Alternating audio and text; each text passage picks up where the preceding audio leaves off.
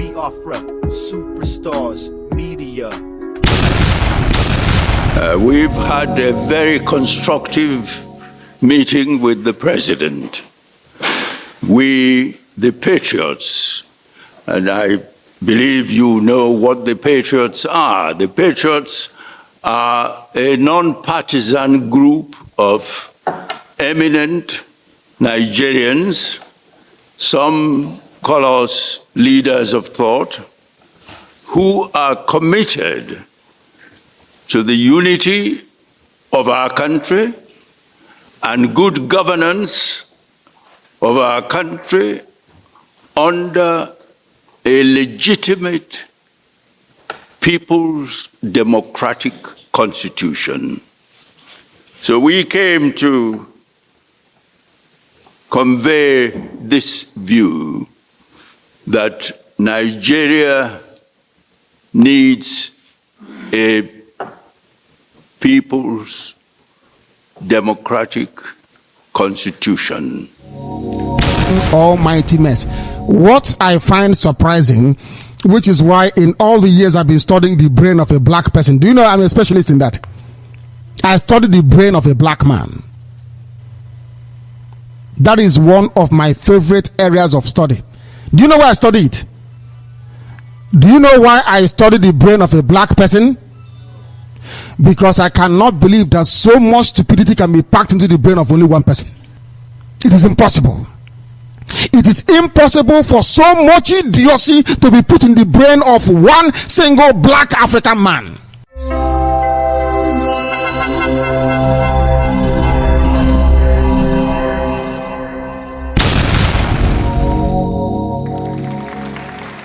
Wow. Emeka Anyaoku, really? You are so lucky that this is not my presentation. I would have gone in depth and tore you a new hole. My fellow Biafrans, my name is Biafra Superstars Media, and I'm holding it down. Today, I present to you a man I love, a man I respect, a man I have come to appreciate, a man who was there as a child during the time of the Biafran War, a man who suffered kwashoko, a man who understands the urgency of now, the reason why we should get our freedom now, and a man who is going to address Mr. Emeka Anyaoku over the nonsense he was speaking just a few days ago. Mr. Emeka Anyaoku, before I hand over to this distinguished speaker, I wish to say that you have to be careful. You have run a very good race.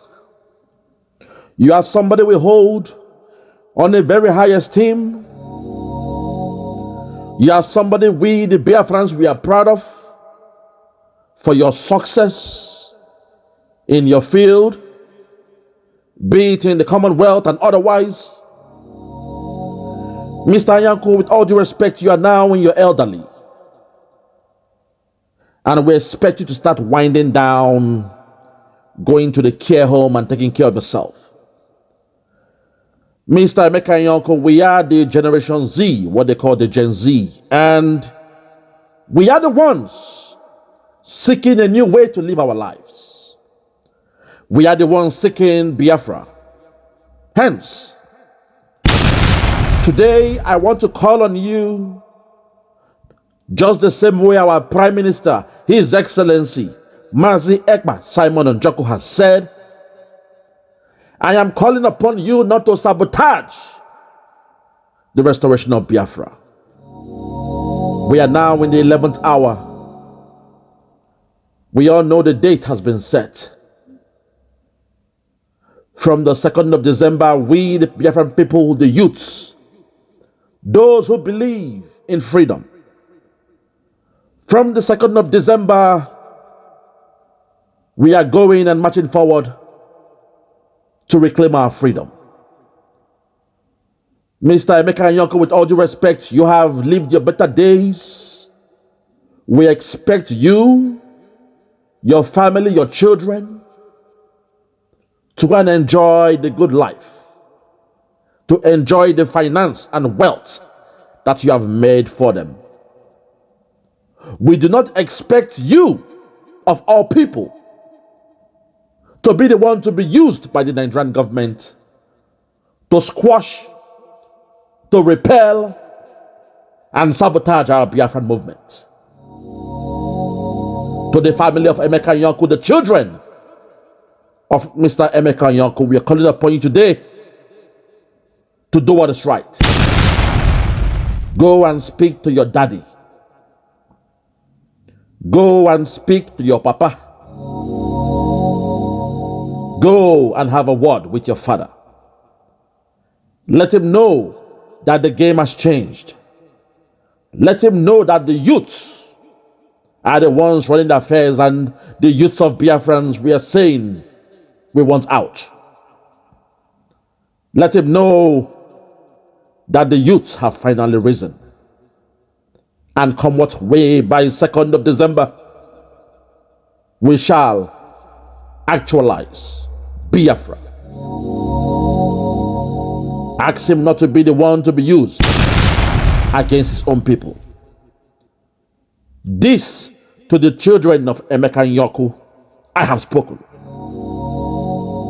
But without any much further ado, my fellow Biafrans and listeners all across the world, I present to you the Biafran golden child, the real Biafran golden child. Thank you.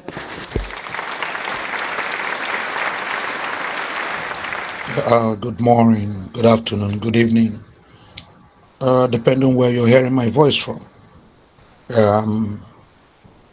The Biafra golden child, and I'm always super glad to, talk to my people via the superstar media, Biafra superstar media.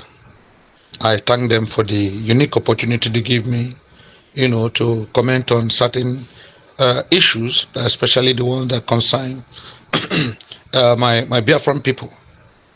Yes, I'm happy a lot of things have happened in the country. The 10 days harsh NSAS and bad government protest has come and gone. And I hope the government learns its lessons from there. Yes, even though there's still a threat that the strike might continue or the protest might resume 1st October. But we pray the government has learned its lessons, and I pray they will do the needful and try to assuage the restive youths and try in every way to placate the sufferings and hard time that Nigerians are facing. Yes, it's not about lip service anymore. They should do the talk and walk the walk. They should talk the talk and walk the walk. The government should be proactive, consider what has gone wrong in the country, and start playing lip service. Yeah, the majority of Nigerians have told them, we don't like what is going on. We want a change. We are tired of all this propaganda government. We are tired of promise upon promise. We are tired of no action. And so we know, well, we are foisted with this government. It wasn't what we intended for. But somehow, the gentleman came and said it is his turn. He has his turn, but he should make it worthwhile for the people. And so that is for that. The 10 days protest has come and gone, and I believe the government will learn from it. That yes, the youths have become audacious. Yes, the vivacious youths have become aggressive. Yes, it was a peaceful one. The youths promised it would be peaceful. The youths promised that they would just protest and walk away. They promised that they are not going to cause havoc. They promised they are not going to cause any public disturbance or nuisance. Yes, even that in some states, especially in the north, we hear that hoodlums hijacked the process, and unfortunately there were, skirmishes here and there. Properties were destroyed, lootings occurred, and several people were killed. But all in all, we're happy that the youth said it. It was going to be peaceful.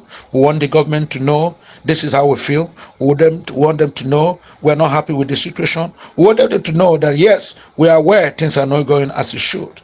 We wanted them to know that our parents have suffered enough. We wanted them to know that we've tightened our belt enough. So the government should learn its lessons, and they hope, history will not repeat itself. So they hope everything will go well. Thanks be, to God for that. Yeah. Yeah, but I want to make a brief comment today about what happened last week. Yes, sometime last week, the Patriots, an association that comprised eminent Nigerians who said they are interested in the well-being of Nigeria, and they want to champion peace, they want to champion justice, they want to champion fair play, equity and justice in Nigeria.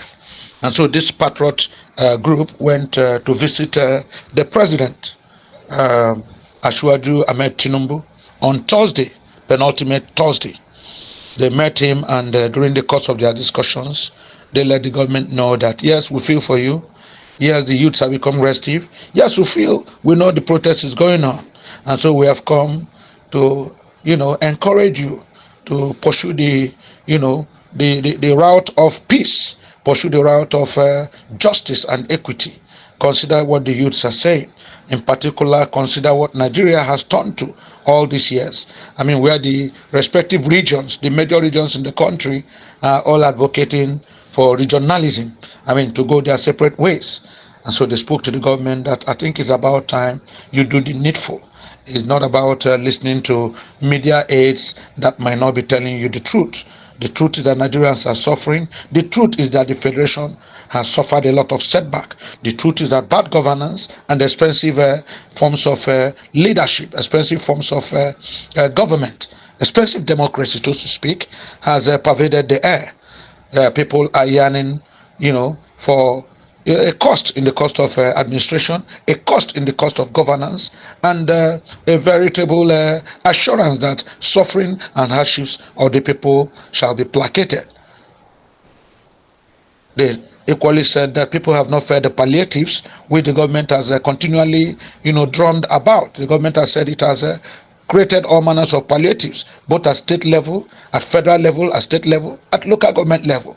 But the generality of the citizenry are saying they have not felt this, they have not seen this.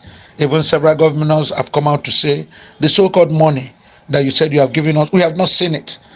But the government is insisting that we gave you palliatives, we gave you money to cushion the effect of the so-called fuel subsidy removal. And so the jaw is going on. Yeah, but in particular, why I'm interested in these patriots that comprise eminent personalities, including the one-time chairman of Commonwealth of Nations, Chief Emeka Anyaoku, including our veteran lawyer, son, for that matter, Mike Ezokome, great personalities, dignitaries, and leaders of thought in Nigeria. They were with the president, and they had a lengthy discussion, visited him, and commiserated with him because of the protest that had made Nigeria completely almost ungovernable within those days. I mean, that became 10 days on Saturday. So the Patriots came, and one of the things they advocated for was a people's constitution, a constitution, democratic constitution, of the people, creating a new constitution, known as People's Democratic Constitution. They felt that they should create this constitution where every region, every Nigerian will be assured of a place in this country, a meaningful place, a place of equitable justice and fairness, a place where he can aspire, a place where he can get a job, a place where he can be guaranteed, his fundamental human rights, a place where he can comfortably beat his chest and say, yes, finally we have a country. And so Emeka Anyaoku chaired the delegation, and their discussions were made public via the newspaper publications, via social media, via the mass media messages, even the television broadcastings. So while we say cheers, excuse me, while we say cheers to Emeka Anyaoku and co, I mean, the Patriots is a very powerful name that denotes a lot of very important connotations. One, they are patriotic. Two, they are men of timber and caliber. I mean, His Eminence, Chief Emeka Anyaoku, was one time the chairman of Commonwealth of Nations. It's not a mean feat at all. It's not a small fry. And so it's a very heavy delegation. And the president eventually came out and said, yes, I have discussed with the Patriots, I have discussed with meaningful Nigerians, and we are going to look into creating a forum whereby we would, orchestrate, and create a new constitution for the country. The constitution will be called the People's Democratic Constitution. Yes, but while all this is going on, I think it's important, especially as an Igbo man, to call Chief Emeka Anyaoku, to order. We want him to be aware that, yes, in as much as we appreciate his good gesture, the gesture of the Patriots, which is meaningful, which is in a big way, very laudable. They deserve all the ovations and the accolades they are getting for standing out as gentlemen, for standing out as eminent personalities, to meet the president of this country and tell him, look, this is how it is, this is what we want, and this is what we think will make Nigeria better again. Of course, their intention might be to make this country happier again. The restive youths in the north who are destroying their states, who are destroying their region, who are flying Russian flags. I would feel if you create an enabling constitution, if you put right pegs in right right holes, if you cross all the T's and dot all the I's, yes, Nigeria will be happy again. The regions will be happy again. We'll begin to see granite pyramids in the north. We'll begin to see kola nut distance in the north. We'll begin to see cocoa and yam tubers from the southwest. We'll begin to see things flourishing from Benue as well. And then, of course, the coal mines and the oil from the Niger Delta. People will be happy to work amicably and do things in consonance to make Nigeria great again. But I have one or two advices for Chief Emeka Anyaoku. I hope Chief Emeka Anyaoku is aware of the plight of the Igbo man. I hope Chief Emeka Anyaoku remembers the struggles of Biafrans, of the Igbo, of the Southeast. The people who have been marginalized, a people who have been fought, a people who have been killed, a people who have been maimed, a people who were chased out of this country, a people who suffered 3 years, more than 3 years of civil war between 67 and 70. I hope he remembers our history. That for the Igbo man, it has been a case, as far as Nigeria is concerned, the history of the Igbo man from 1966 to 1970 and even thereafter has become a continuous case of betrayal. The Igbo man has been treated as a defeated nation. The Igbo man has been treated as a vassal. Even after the so-called war, where the government within that period, led by living General Yakubu Gowon, even when they said it was a case of no vanquished, they still impoverished our people. They created even worse crimes after the war than before the war. Because I couldn't imagine where 20 pounds were given to people you said you were not defeated, nobody won.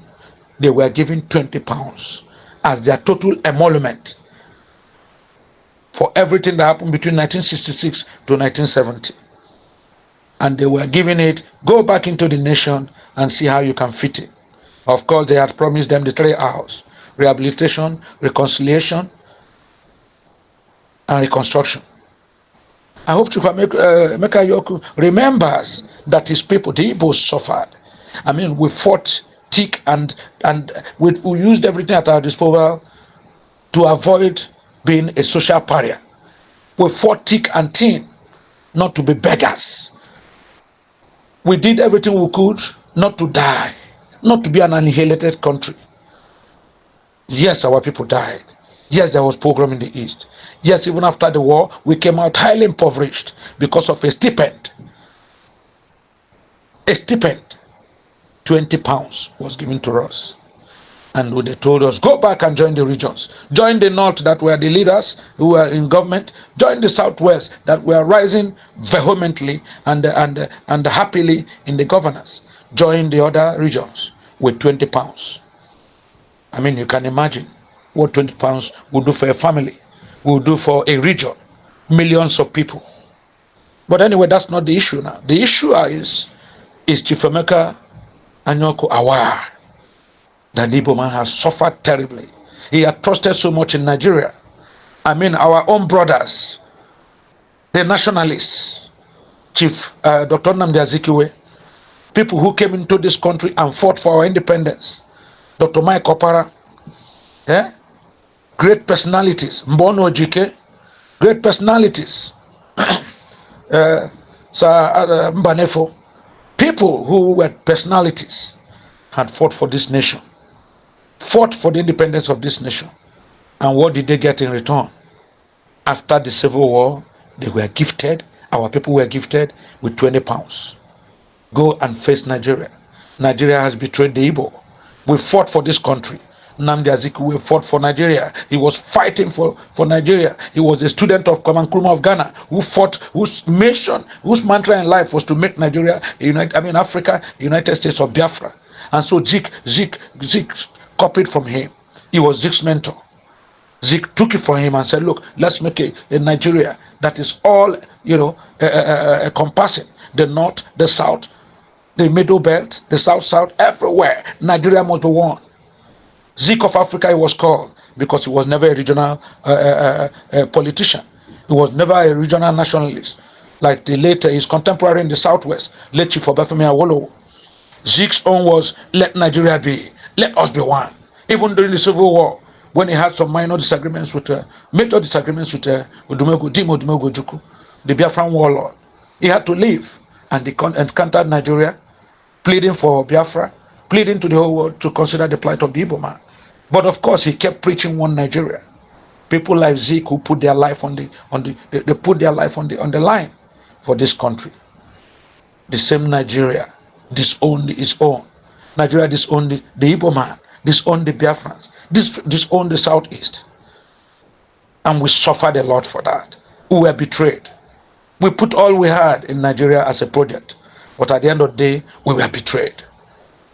We were deceived. We were marginalized. And we were subjugated. But like the Igbo man, whose mantra is, the Igbo has no king. All man for himself. Iko Tuonya was allowed. The Igbo man stood up. It's not enough to fall. We stood up and said, no, forward ever, backward never. 20 pounds, not 20 pounds, we shall overcome. We shall become something in this country. Let us prove to them that we are not a defeated people.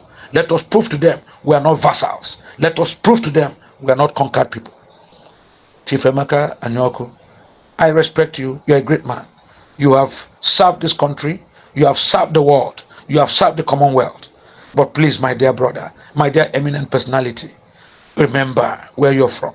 Remember the plight of the Igbo man. The Igbo man has suffered a lot in Nigeria. We have been cheated. We have been ridiculed. We have been subjugated. We have come to close almost complete annihilation. What have we not suffered? We have been killed.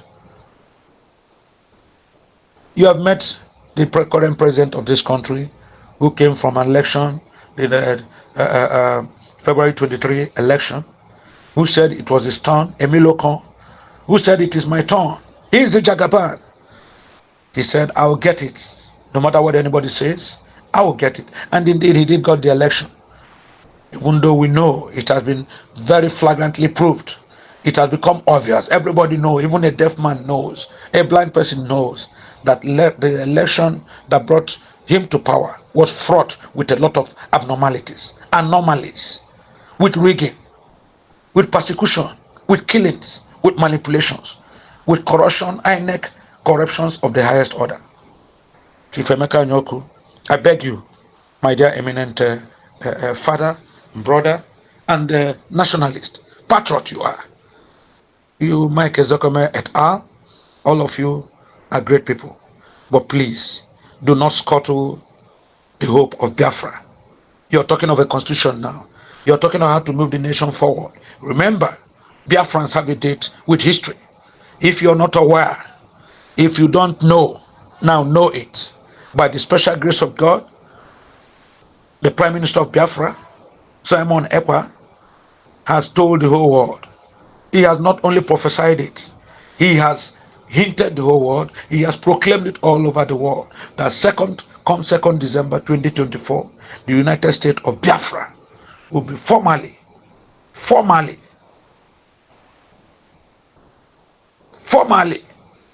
institutionalized,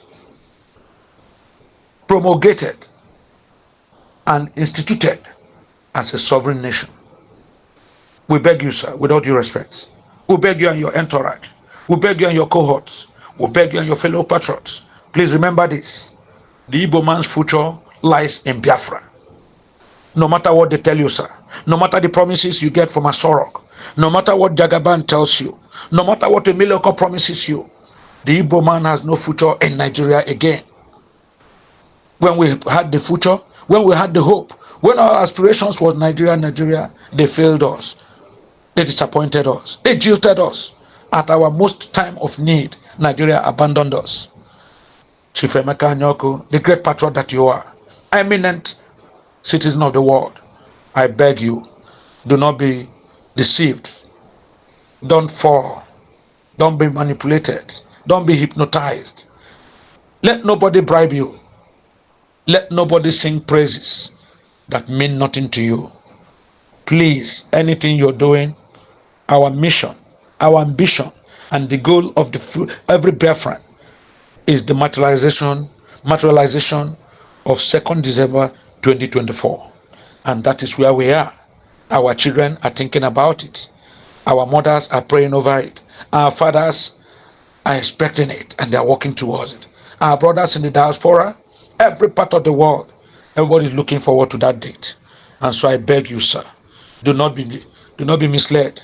Do not be manipulated. Don't be a stumbling block to the aims and aspirations of our dear Prime Minister, Simon Ekpa.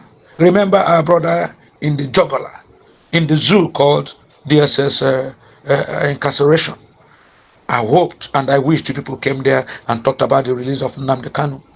I think that is the place to start from. Why not start from there?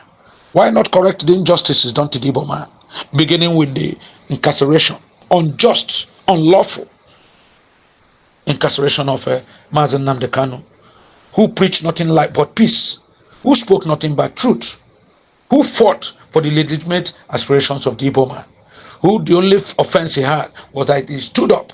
He dared to speak up for the Igbo man, for the Biafran man.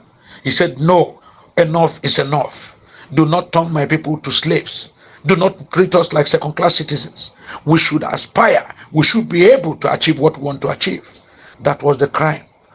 He said, give the Igbo people a chance. If you don't want to give them every opportunity in Nigeria, then let them go. Let my people go. And that is all he said. And they caught him. They used a kangaroo arrangement, grabbed him from Kenya, a British citizen, and brought him down to Nigeria. Ever since then, he has been in DSS custody, facing trumped-up charges here. Today is in this one. Today is freed of this. They bring up another one. They bring up this, and they say it's treasonable felony. How dare he question the sovereignty of Nigeria? How dare he talk about Biafra? That Biafra is already antiquated. Biafra is obsolete. Biafra is anachronic. It is no longer possible to have Biafra. How dare he? Meanwhile, Emeka Anyaoku sir. Meanwhile, Mike Ezokome son. The same country, the same Nigeria, the Southwest had their own man, Sunday Igboho, who came up and did worse things. And what did they do? Absolutely nothing. They granted him freedom. In the north, the Boko Haram. In the north, the Maitala. Every part of the north, we have had all manner of brigandage, banditry, Boko Haram, Metasin. And at the end of the day, they give them the necessary pardon, and they incorporate them, bring them back, tell us that they are people who have, they have repented. They are repented. They told us they are repented. They should be forgiven. And some of them were brought into the army. They were taken back, paid amnesty, and brought into the army. What of the Niger Delta? Niger Delta militias came forth, frustrated the oil business in the south, chased away the foreign nationals who were doing oil business, arrested them, kidnapped them, killed a lot of them. Eventually, what did they do? They pacified them. They granted them amnesty. They paid them huge amounts. They made their militias, all. They made their militias all sort of appointments. Gave them appointments. Made them people. Made them personalities. Gave them the power. To secure the waterways and make oil business flourish. In the case of even they gave the South eventually, they gave them President Jonathan to be a president of this country. They pacified the South.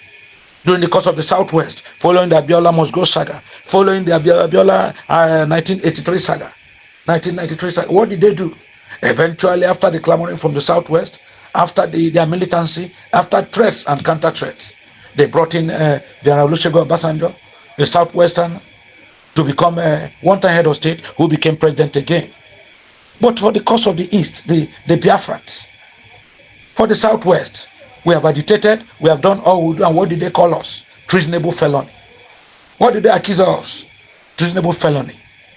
How can you have injustice in a federation where you say all the regions are equal partners in the nation called Nigeria?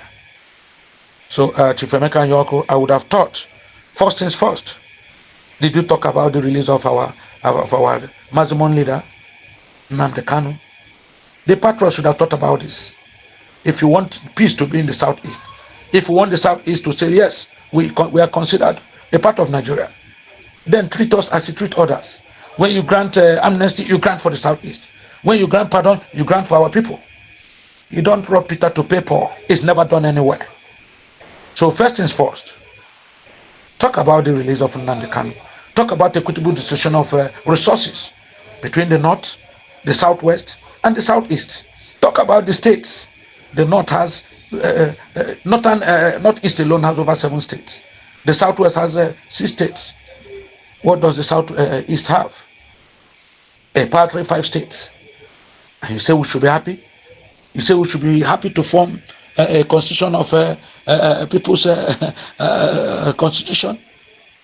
I mean, that's the way it sounds in my ears, with all due respect.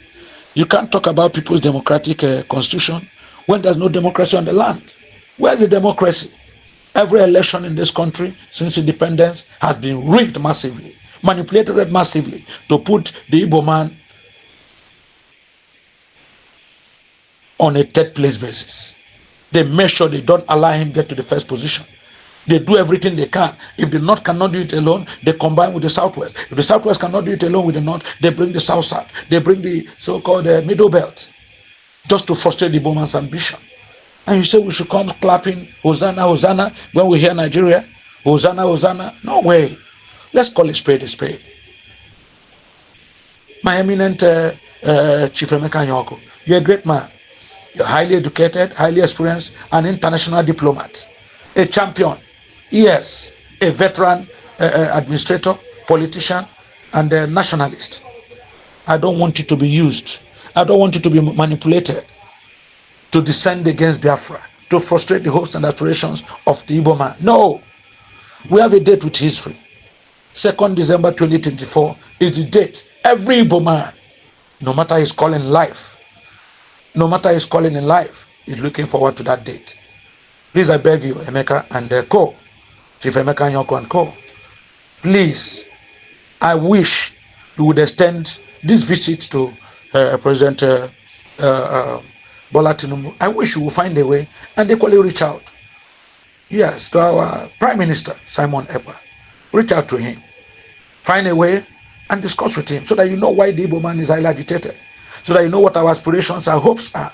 So that you know why we all think Biafra, why we drink Biafra, why we eat Biafra, and why all of a sudden even our DNA has become Biafra. Chief, with all due respect, sir, think about our Mazimon ruler, Mazimon elder.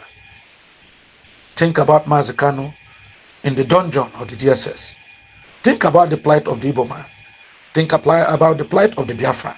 Think about the Southeast, how we have been marginalized, how there are no seaports in the Southeast, how we bring in our importations. We have to start paying. We keep paying taxes and taxes right from our papa ports down to the southeast. You carry trucks, you keep paying different toll gates, different states, different, until you get to, they frustrate you, they do everything to destroy your business. But we are diehards. We never say never. That's the mantra of the Igbo man. Never say never. Forward ever, backward never. Everything they've done to frustrate us, everything they've done to stigmatize us, everything they've done to impoverish us, we have always come out in flying colors. My dear eminent Emeka Anyaoku, I congratulate you and your fellow patriots, but I say please remember the Biafran man. When you talk about Nigeria, when you talk of the People's Democratic Constitution, remember the Biafran man. That yes, it's time we call the spade a spade. It's time we move. We have suffered injustice, and we have decided going back to our fatherland is our only option and our best option. Please, while you discuss with your president, with our president, Bola Tinubu, remember these things. God bless you. Once again, remember Biafra. And please, if you can, remember 2nd December 2024. It is a date with history. Thanks you. Thanks, and God bless you all.